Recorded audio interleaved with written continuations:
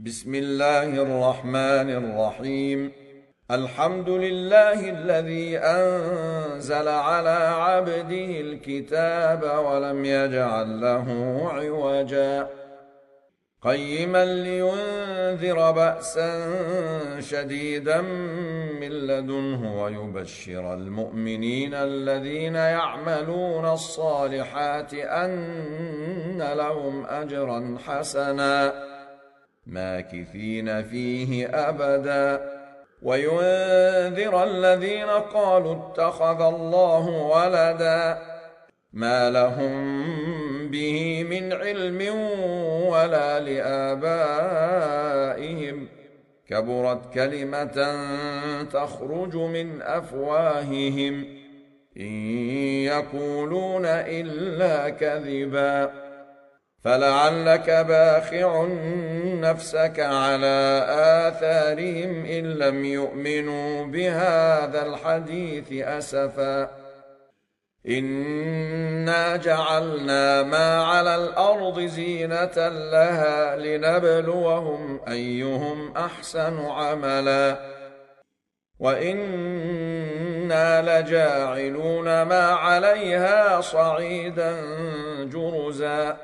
أم حسبت أن أصحاب الكهف والرقيم كانوا من آياتنا عجبا إذ أوى الفتية إلى الكهف فقالوا ربنا آتنا من لدنك رحمة وهيئ لنا من أمرنا رشدا فضربنا على آذانهم في الكهف سنين عددا ثم بعثناهم لنعلم أي الحزبين أحصى لما لبثوا أمدا نحن نقص عليك نبأهم بالحق إنهم فتية آمنوا بربهم وزدناهم هدى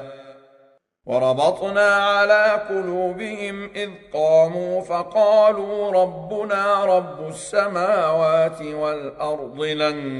ندعو من دونه إلها لقد قلنا إذا شططا هؤلاء قومنا اتخذوا من دونه آلهة لولا يأتون عليهم بسلطان بين فمن أظلم ممن افترى على الله كذبا وإذ اعتزلتموهم وما يعبدون إلا الله فأووا إلى الكهف ينشر لكم ربكم من رحمته ويهيئ لكم من أمركم مرفقا وترى الشمس إذا طلعت تزاور عن كهفهم ذات اليمين وإذا غربت تقرضهم ذات الشمال وهم في فجوة منه ذلك من آيات الله من يهد الله فهو المهتد ومن يضلل فلن تجد له وليا مرشدا وتحسبهم أيقاظا وهم رقود ونقلبهم ذات اليمين وذات الشمال وكلبهم باسط ذراعيه بالوصيد لو اطلعت عليهم لوليت منهم فرارا ولملئت منهم رعبا وكذلك بعثناهم ليتساءلوا بينهم قال قائل منهم كم لبثتم قالوا لبثنا يوما أو بعض يوم قالوا ربكم أعلم بما لبثتم فابعثوا أحدكم بورقكم هذه إلى المدينة فلينظر أيها أزكى طعاما فليأتكم برزق منه وليتلطف ولا يشعرن بكم أحدا إنهم إن يظهروا عليكم يرجموكم أو يعيدوكم في ملتهم ولن تفلحوا إذا أبدا وكذلك أعثرنا عليهم ليعلموا أن وعد الله حق وأن الساعة لا ريب فيها إذ يتنازعون بينهم أمرهم فقالوا ابنوا عليهم بنيانا ربهم أعلم بهم قال الذين غلبوا على أمرهم لنتخذن عليهم مسجدا سيقولون ثلاثة رابعهم كلبهم ويقولون خمسة سادسهم كلبهم رجما بالغيب ويقولون سبعة وثامنهم كلبهم قل ربي أعلم بعدتهم ما يعلمهم إلا قليل فلا تمار فيهم إلا مراء ظاهرا ولا تستفت فيهم منهم أحدا ولا تقولن لشيء إني فاعل ذلك غدا إلا أن يشاء الله واذكر ربك إذا نسيت وقل عسى أن يهديني ربي لأقرب من هذا رشدا ولبثوا في كهفهم 300 سنين وازدادوا 9 قل الله أعلم بما لبثوا له غيب السماوات والأرض أبصر به وأسمع ما لهم من دونه من ولي ولا يشرك في حكمه أحدا واتل ما أوحي إليك من كتاب ربك لا مبدل لكلماته ولن تجد من دونه ملتحدا واصبر نفسك مع الذين يدعون ربهم بالغداة والعشي يريدون وجهه ولا تعد عيناك عنهم تريد زينة الحياة الدنيا ولا تطع من أغفلنا قلبه عن ذكرنا واتبع هواه وكان أمره فرطا وقل الحق من ربكم فمن شاء فليؤمن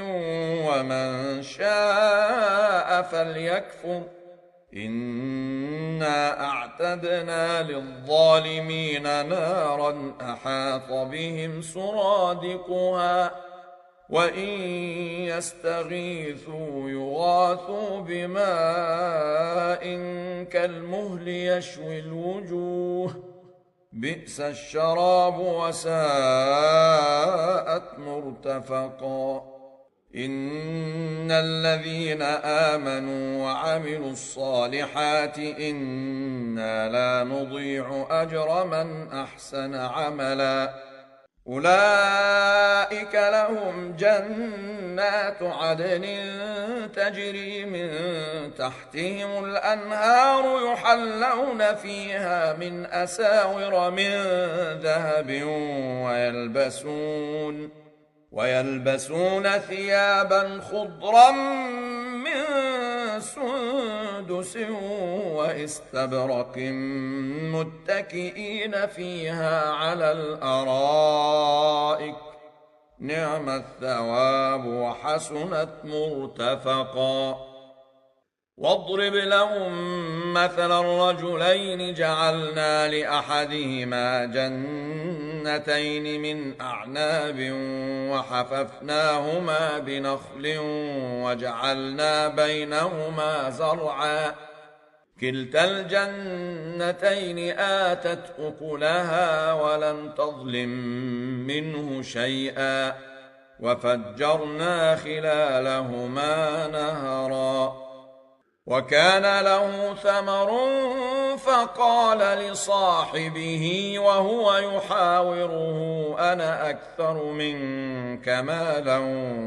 وأعز نفرا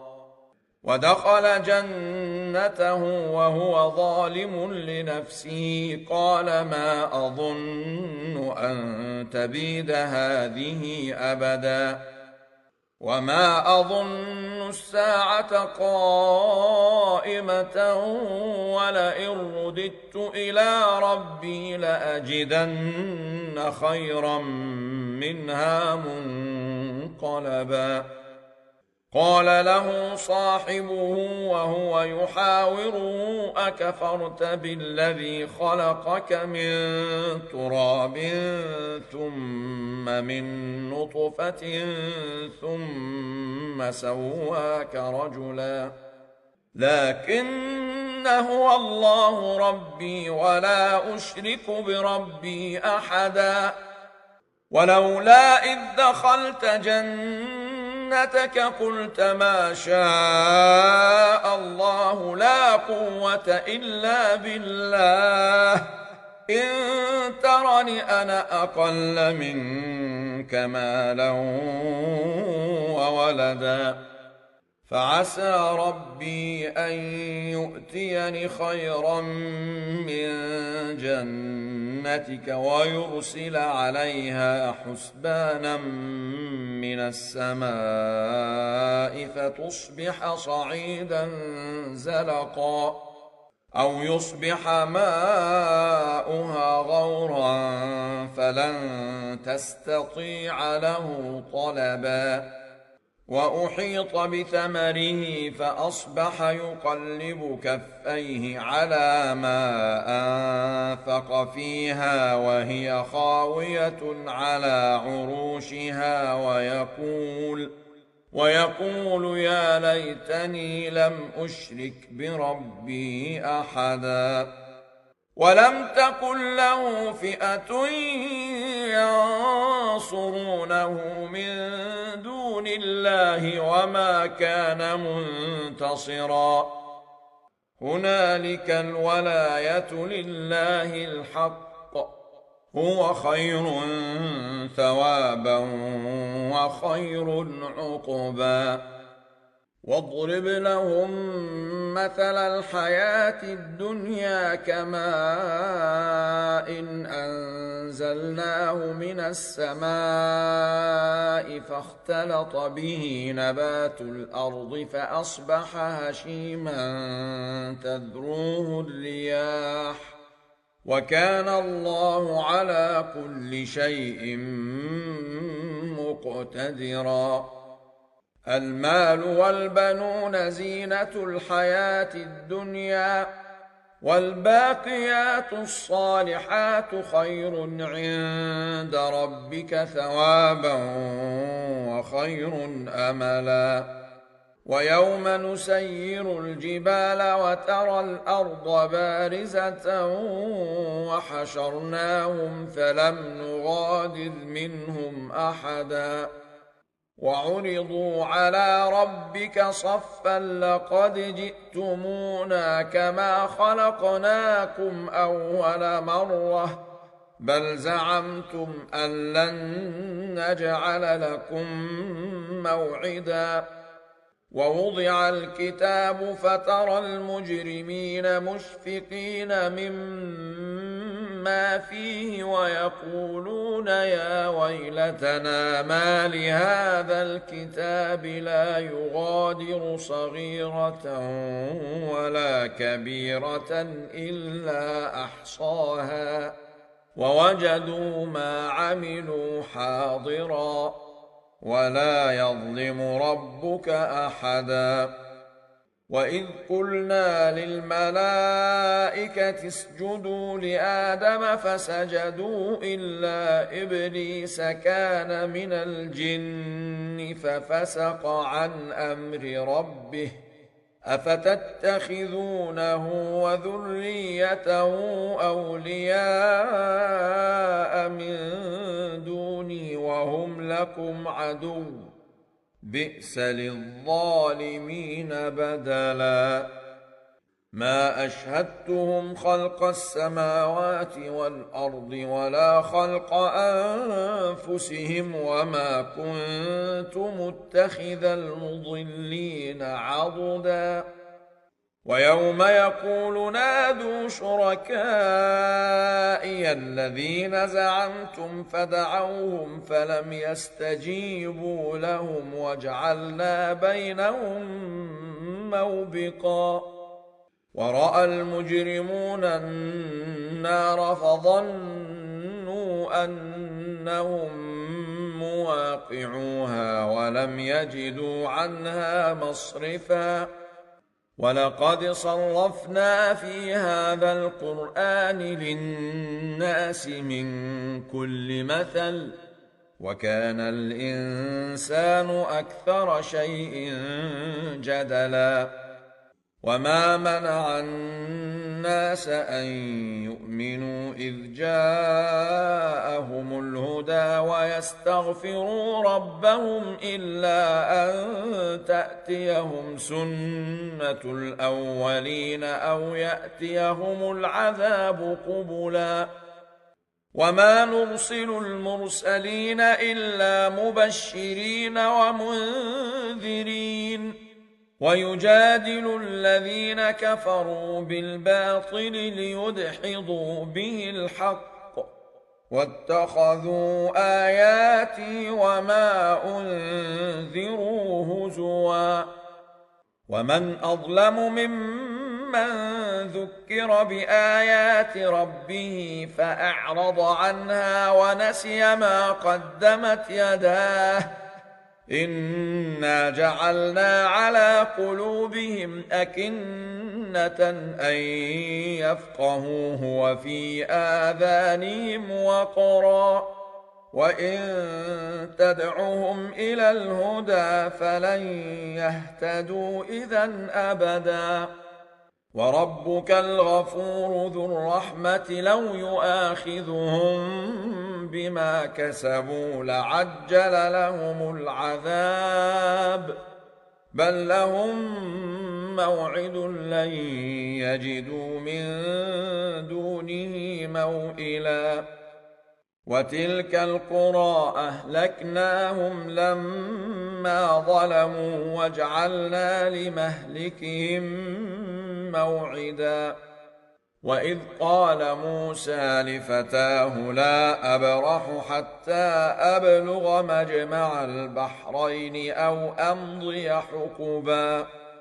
فلما بلغا مجمع بينهما نسيا حوتهما فاتخذ سبيله في البحر سربا فلما جاوزا قال لفتاه آتنا غداءنا لقد لقينا من سفرنا هذا نصبا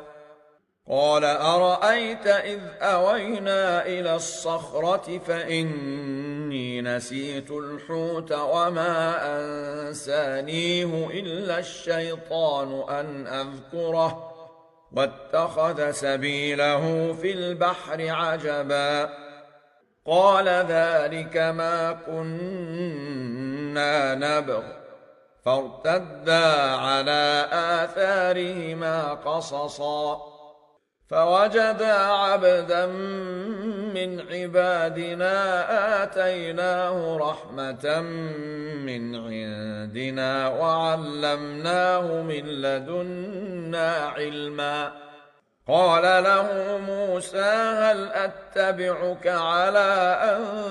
تعلمني مما علمت رشدا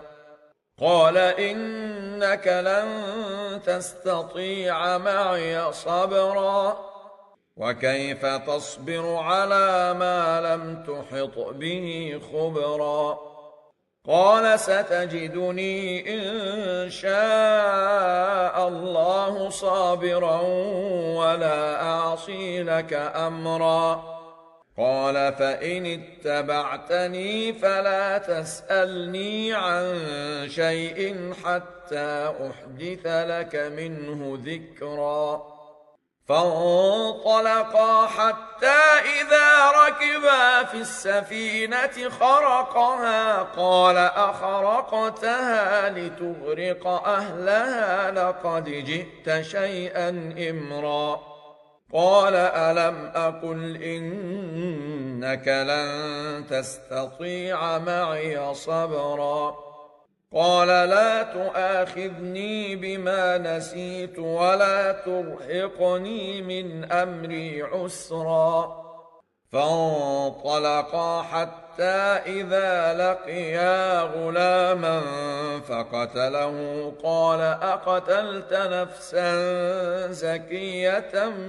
بغير نفس لقد جئت شيئا نكرا قال ألم أقل لك إنك لن تستطيع معي صبرا قال إن سألتك عن شيء بعدها فلا تصاحبني قد بلغت من لدني عذرا فانطلقا حتى إذا أتيا أهل قرية استطعما أهلها فأبوا أن يضيفوهما فوجدا فيها جدارا يريد أن ينقض فأقامه قال لو شئت لاتخذت عليه أجرا قال هذا فراق بيني وبينك سأنبئك بتأويل ما لم تستطع عليه صبرا أما السفينة فكانت لمساكين يعملون في البحر فأردت أن أعيبها وكان وراءهم ملك يأخذ كل سفينة غصبا وأما الغلام فكان أبواه مؤمنين فخشينا أن يرهقهما طغيانا وكفرا فأردنا أن يبدلهما ربهما خيرا منه زكاة وأقرب رحما وأما الجدار فكان لغلامين يتيمين في المدينة وكان تحته كنز لهما وكان أبوهما صالحا فأراد ربك أن يبلغا أشدهما ويستخرجا كنزهما رحمة من ربك وما فعلته عن أمري ذلك تأويل ما لم تسطع عليه صبرا ويسألونك عن ذي القرنين قل سأتلو عليكم منه ذكرا إنا مكنا له في الأرض وآتيناه من كل شيء سببا فأتبع سببا حتى إذا بلغ مغرب الشمس وجدها تغرب في عين حمئة ووجد عندها قوما قلنا يا ذا القرنين إما أن تعذب وإما أن تتخذ فيهم حسنا قال أما من ظلم فسوف نعذبه ثم يرد إلى ربه فيعذبه عذابا ذكرا. وأما من آمن وعمل صالحا فله جزاء الحسنى وسنقول له من أمرنا يسرا. ثم أتبع سببا حتى إذا بلغ مطلع الشمس وجدها تطلع على قوم لم نجعل لهم من دونها سترا. كذلك وقد أحطنا بما لديه خبرا. ثم أتبع سببا حتى إذا بلغ بين السدين وجد من دونهما قوما لا يكادون يفقهون قولا. قالوا يا ذا القرنين إن يأجوج ومأجوج مفسدون في الأرض فهل نجعل لك خرجا على أن تجعل بيننا وبينهم سدا. قال ما مكني فيه ربي خير فأعينوني بقوة أجعل بينكم وبينهم ردما. آتوني زبر الحديد حتى إذا ساوى بين الصدفين قال انفخوا حتى إذا جعله نارا قال آتوني أفرغ عليه قطرا. فما استطاعوا أن يظهروه وما استطاعوا له نقبا. قال هذا رحمة من ربي فإذا جاء وعد ربي جعله دكاء وكان وعد ربي حقا. وتركنا بعضهم يومئذ يموج في بعض ونفخ في الصور فجمعناهم جمعا. وعرضنا جهنم يومئذ للكافرين عرضا. الذين كانت أعينهم في غطاء عن ذكري وكانوا لا يستطيعون سمعا. أفحسب الذين كفروا أن يتخذوا عبادي من دوني أولياء إنا أعتدنا جهنم للكافرين نزلا. قل هل ننبئكم بالأخسرين أعمالا الذين ضل سعيهم في الحياة الدنيا وهم يحسبون أنهم يحسنون صنعا. أولئك الذين كفروا بآيات ربهم ولقائه فحبطت أعمالهم فلا نقيم لهم يوم القيامة وزنا. ذلك جزاؤهم جهنم بما كفروا واتخذوا آياتي ورسلي هزوا. إن الذين آمنوا وعملوا الصالحات كانت لهم جنات الفردوس نزلا خالدين فيها لا يبغون عنها حولا. قل لو كان البحر مدادا لكلمات ربي لنفد البحر قبل أن تنفد كلمات ربي ولو جئنا بمثله مددا. قل إنما أنا بشر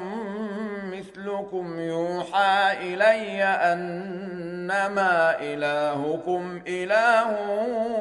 واحد فمن كان يرجو لقاء ربه فليعمل عملا صالحا ولا يشرك بعبادة ربه ربه أحدا.